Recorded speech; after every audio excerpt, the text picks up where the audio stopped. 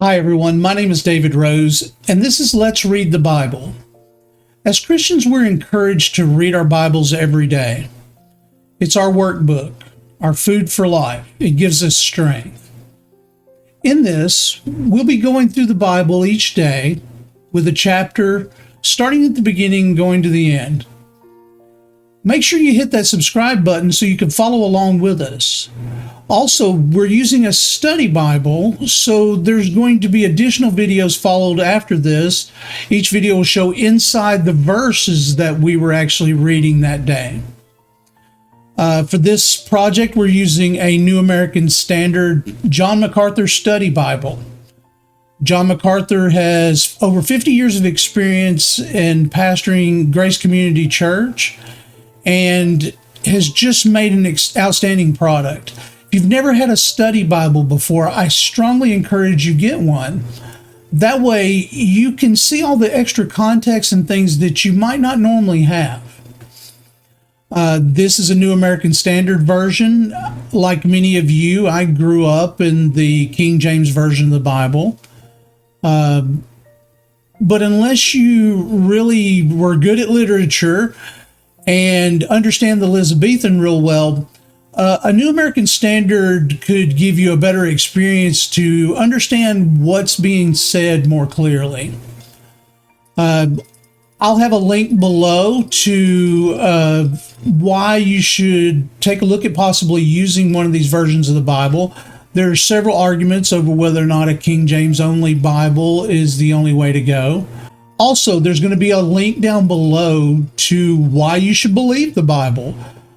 This video by Voddie Baucham. Voddie Baucham is a pastor and teacher of apologetics. He'll go down through this and you'll be able to see how to answer some of those hard questions when you're asked by someone that's interested in understanding what your faith is.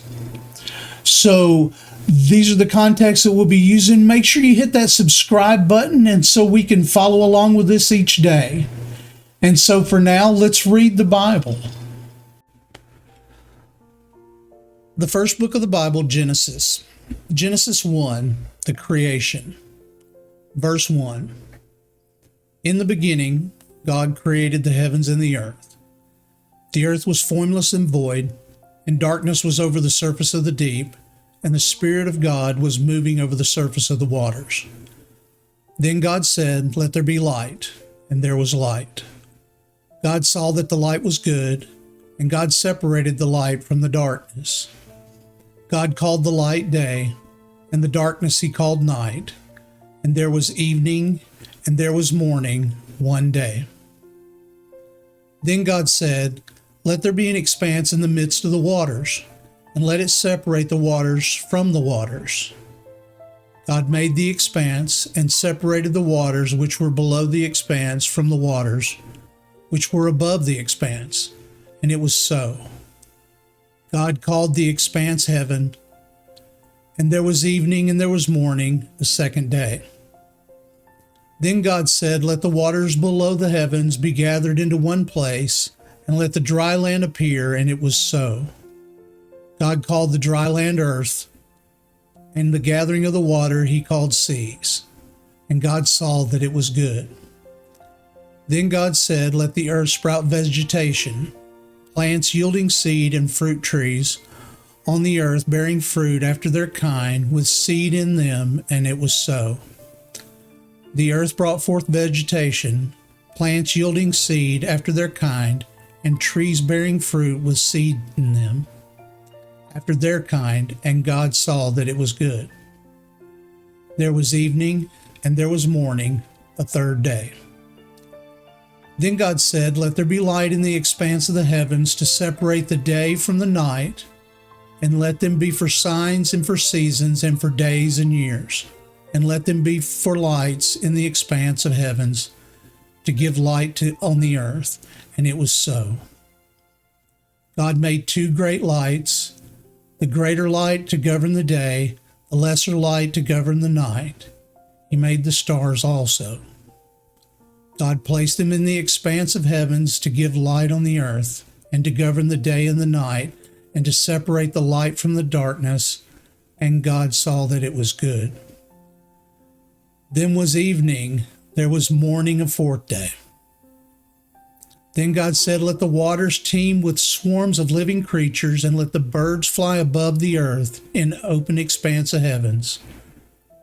God created the great sea monsters and every living creature that moves, with which the waters swarmed after their kind, and every winged bird after its kind. And God saw that it was good. God blessed them, saying, be fruitful and multiply, and fill the waters and the seas, and let the birds multiply on the earth. There was evening and there was morning, a fifth day.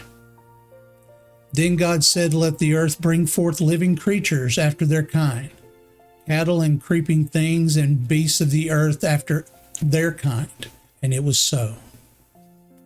God made the beasts of the earth after their kind, and the cattle after their kind, and everything that creeps on the ground after its kind.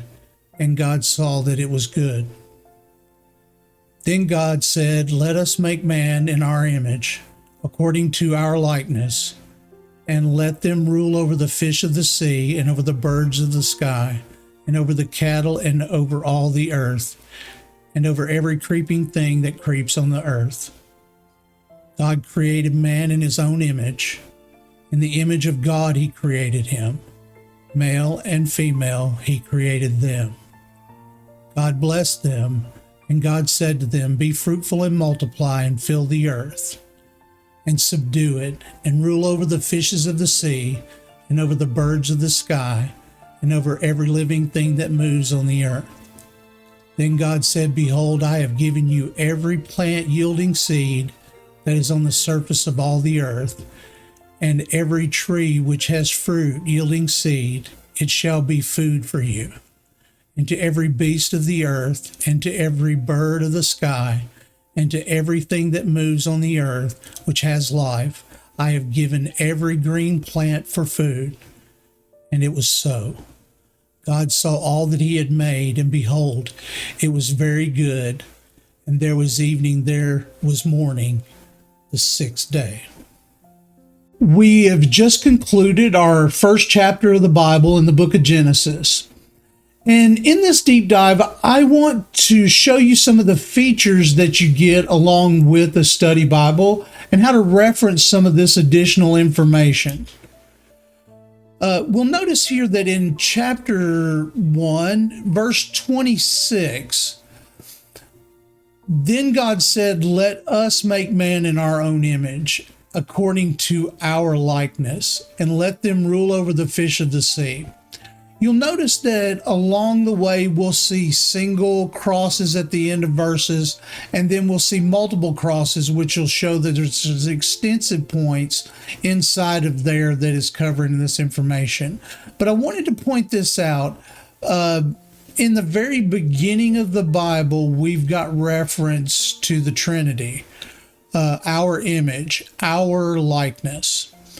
So we click on here, we'll notice it actually moves over, and you'll see where it breaks down different parts, but it says our. The first, John MacArthur refers to the first clear indication of the Trinity of God. Man is unique relationship with God. Man is a living being capable of embodying God's communicable attributes. And then he'll make reference to different verses throughout the Bible to reference that.